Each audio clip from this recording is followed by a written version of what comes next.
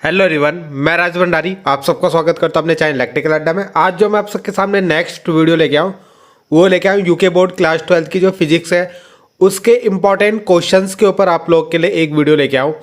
तो यहाँ पे हम जितने भी आपके थियोरटिकल या इम्पॉर्टेंट डेरिवेशन जो होंगी आपकी, ठीक है, वो इस वीडियो में मैं आप लोगों को बताने वाला हूँ कि आप लोगों को सेकेंड बुक के जो इम्पोर्टेंट क्वेश्चंस है वो कौन कौन से आप लोगों को पढ़ने चाहिए, ठीक है, आने वाले जो आपके एग्जाम है कल या परसों, ठीक है, परसों जो आपका एग्जाम है उसके लिए, ठीक है। तो सेकंड बुक के जितने भी इंपॉर्टेंट क्वेश्चंस होंगे, चाहे वो डेरिवेशन होगी चाहे वो थ्योरी होगी, वो मैं इस वीडियो में आप लोग को दिखाने वाला हूँ, ठीक है। तो पहला क्वेश्चन जो है, ये क्वेश्चन सबसे इंपॉर्टेंट क्वेश्चन है आपका ये, ठीक है। तो कौन सा, ये स्पेरिकल सरफेस के लिए आपको क्या करना है, उसका फॉर्मूला प्रूव करना है। 4 नंबर में आता है आपका ये, ठीक है। तो देखते हैं इसको। तो ये उस क्वेश्चन का आंसर है आपका, ठीक है। तो ये आपको पूरा इसको सेम टू सेम ये पूरी डेरिवेशन है आपकी, बहुत इंपॉर्टेंट डेरिवेशन है, ठीक है। और ये मैंने PYQ के अंदर आप लोग की करवा रखी है, ठीक है। तो ये सब ये आप लोगों को लास्ट में ये फॉर्मूला इसके अंदर प्रूव करना था, ठीक है। इसके बाद मैं आपको दिखाता हूँ सेकंड क्वेश्चन। अगला जो सबसे इंपॉर्टेंट क्वेश्चन है लेंस मेकर फॉर्मूला, ठीक है। तो लेंस मेकर फॉर्मूला के ऊपर एक डेरिवेशन आपकी आती है, ठीक है। तो इसका भी आंसर आपको दिखाता हूँ। तो ये लेंस मेकर फॉर्मूला के ऊपर डेरिवेशन है पूरी, ठीक है। बहुत शॉर्ट में मैंने ये करवा रखी है, वरना ये आप लोग की बहुत लॉन्ग जाती है। तो ये आप लोग यहाँ पे से देख सकते हो इसको, ये आप लोग की आती है हर साल, ठीक है। तो देख लेना, इसको अच्छे से कर लेना, ठीक है, ये पूरी जो डेरिवेशन है। और लेंस मेकर फॉर्मूला आपका इस तरीके से भी पूछता है, ठीक है, फॉर्मूले के हिसाब से। तो आप लोगों को फॉर्मूला भी उसका याद रखना है। अगला क्वेश्चन है कि क्रिटिकल एंगल क्या होता है और टोटल इंटरनल रिफ्लेक्शन को एक्सप्लेन करना है। तो ये भी बहुत इंपॉर्टेंट क्वेश्चन है, 2 नंबर में आता है। तो ये टोटल इंटरनल रिफ्लेक्शन के अंदर आपको ये लिखना पड़ेगा पूरा, ठीक है। ये यहाँ पे तीसरा डायग्राम जो है, यहाँ पे आपका शो होता है टोटल इंटरनल रिफ्लेक्शन, ये उसकी डेफिनेशन, ये उसकी कंडीशन यानी क्या शर्तें होती है, ठीक है। और ये क्रिटिकल एंगल की डेफिनेशन, ठीक है। तो जिन बच्चों को यहाँ से पढ़ना है वो यहाँ से पढ़ सकते हैं, ये भी क्रिटिकल एंगल की डेफिनेशन है। तो चाहे आप ये लिख सकते हो, या क्वेश्चन आप लोग देख लेना, आंसर आप लोग अपनी जो भी आप लोगों की नोटबुक है या जो भी आप जिस भी चीज़ से आप पढ़ रहे हो वहाँ से आप इसके जो आंसर है वो आप नोट कर सकते हो, ठीक है। और ये हिंदी में क्रांति कोण की जो है डेफिनेशन है, ठीक है। आगे आपको इसमें हिंदी और इंग्लिश दोनों में मिल जाएगा, ठीक है। बहुत सारे क्वेश्चंस के आपको आंसर हिंदी और इंग्लिश दोनों में मिल जाएंगे, ठीक है। आगे तो यहाँ पे केवल पूर्ण आंतरिक परावर्तन की डेफिनेशन नहीं है, ठीक है, हिंदी में, मगर क्रांति कोण की डेफिनेशन यहाँ पे आपको मिल जाएगी। और एक जो ये डेरिवेशन है ये भी बहुत ज़्यादा इंपॉर्टेंट एग्जाम में आती है, तो इसको भी आप लोग अच्छे से कर लेना, ठीक है। तो यह है उसका आंसर, ठीक है। यहाँ पे आपका हिंदी इंग्लिश कुछ नहीं होगा, केवल आपको यहाँ पे ये नोट करना है, ठीक है। तो ये आपका इस क्वेश्चन का आंसर होगा। तो ये आप लोग का आता है, इसको अच्छे से पढ़ लेना आप लोग, ठीक है।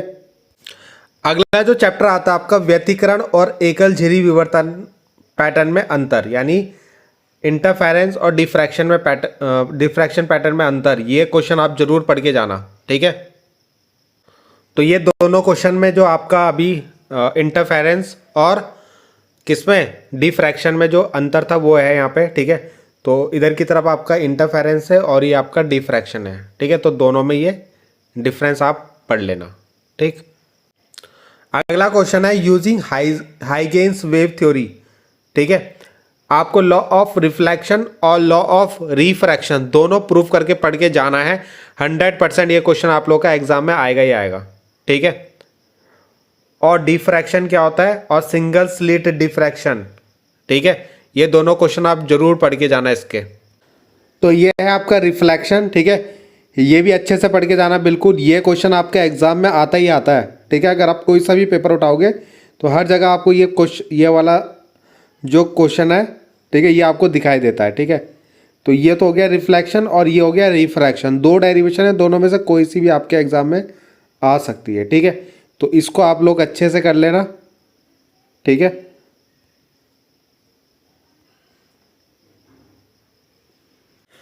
अगला जो है आपका डिफ्रैक्शन, ठीक है। तो डिफ्रैक्शन को आपको यहाँ पे एक्सप्लेन करना है, ठीक है।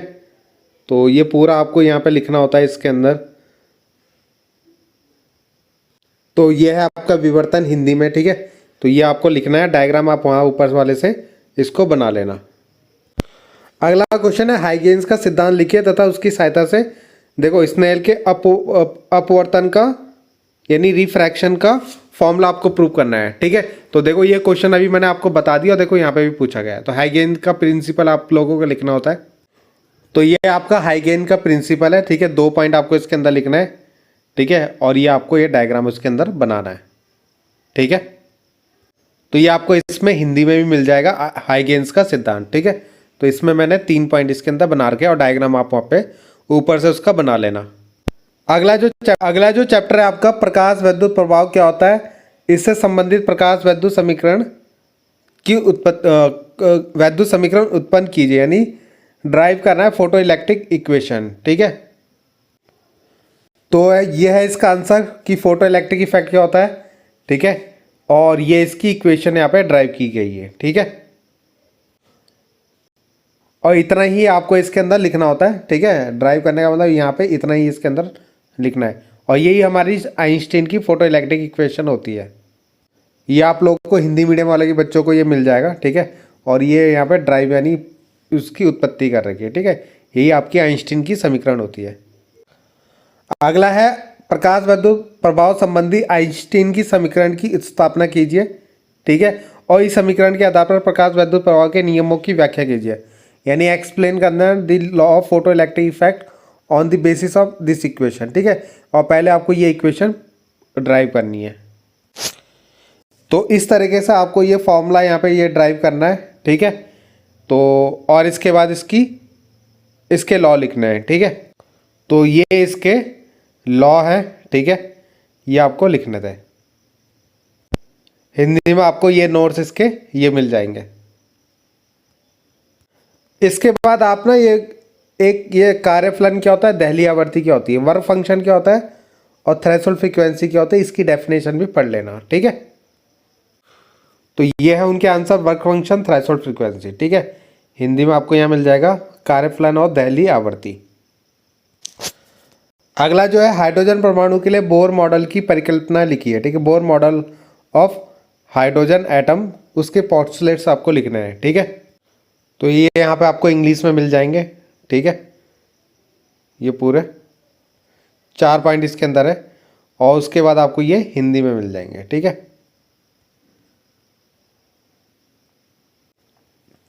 इसके बाद draw the graph of binding energy per nucleon as function of mass number and explain what is the relation binding energy per nucleon with stability of the nucleus, ठीक है। एक क्वेश्चन आपका ये हो गया। तो यहाँ पे आपको एक ग्राफ बनाना है, ठीक है, binding energy per nucleon as a function of mass number, ठीक है। तो ये ग्राफ इसके बीच में बनेगा, ठीक है। और किस तरीके से यहाँ पे स्टेबिलिटी का पता लगाया जाता है वो भी इसके अंदर आपको लिखना है, ठीक है। तो ये क्वेश्चन है और इसका आंसर है। अगला डी ब्रोगली तरंग या द्रव्य तरंग किसे कहते हैं, उसके लिए फॉर्मूला ड्राइव करना है आपको, ठीक है। ये है डी ब्रोगली वेवलेंथ के लिए फॉर्मूला, ठीक है।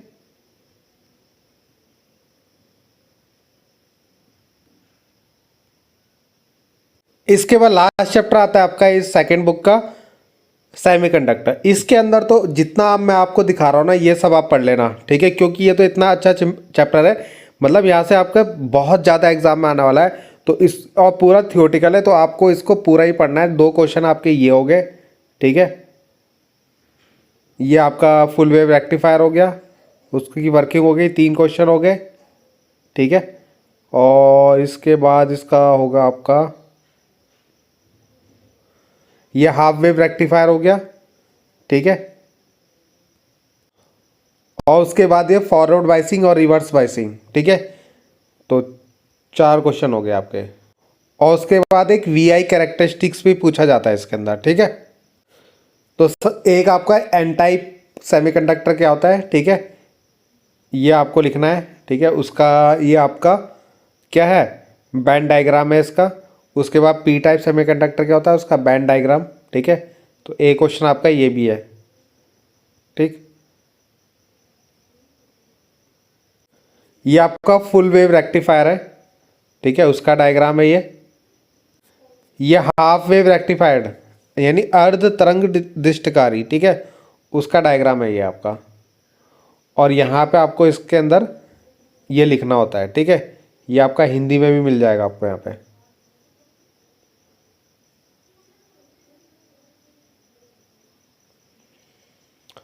फॉरवर्ड बाइसिंग क्या होती है, अग्र अभिनति जिसको बोलते हैं हम, ठीक है। तो ये डायग्राम बनाना है और ये सब थ्योरी लिखनी है आपको। इंग्लिश वाले इंग्लिश में लिखेंगे और हिंदी वाले हिंदी में याद करेंगे, ठीक है। यह है रिवर्स बाइसिंग, ये उसकी इंग्लिश में थ्योरी हो गई और ये आपका हिंदी में हो गया आपका, ठीक है। ये इसकी VI कैरेक्टरिस्टिक्स हो गई। तो ये ग्राफ आपको याद रखना है पूरा, ठीक है। और ये है आपका फुल वेव रेक्टिफायर, ठीक है। वहाँ पे तो मैंने आपको डायग्राम दिया था, यहाँ पे इसके अंदर आपको क्या क्या आपके इसके अंदर लिखना है वो आपको मिल जाएगा, ठीक है। ये इसकी थ्योरी है।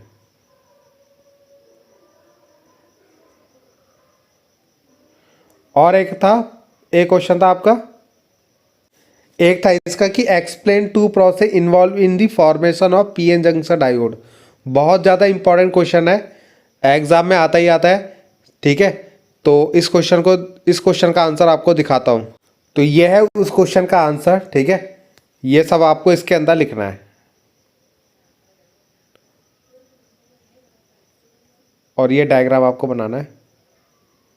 ये आपको इसके अंदर हिंदी में मिल जाएगा, ठीक है। ये हिंदी में इसके नोट्स होंगे, ठीक। तो इतना ही था इस वीडियो में। तो इस वीडियो में मैंने जितने भी इंपॉर्टेंट क्वेश्चन आपके सेकंड बुक के अंदर है वो सब आप लोगों को बता दिए, क्योंकि बहुत सारे बच्चों के कमेंट आ रहे थे कि इंपॉर्टेंट क्वेश्चन बताने के लिए। तो सारे के सारे जितने भी इंपॉर्टेंट क्वेश्चन सेकंड बुक के अंदर मेरे को लगते हैं, ठीक है, वो सब मैंने आप लोगों को बता दिए, ठीक है। तो बाकी मिलते हैं नेक्स्ट वीडियो में। और अब मैं फर्स्ट बुक के आपके इंपॉर्टेंट क्वेश्चन जितने भी होंगे वो सब आप लोगों को बता दूंगा। तो थैंक यू।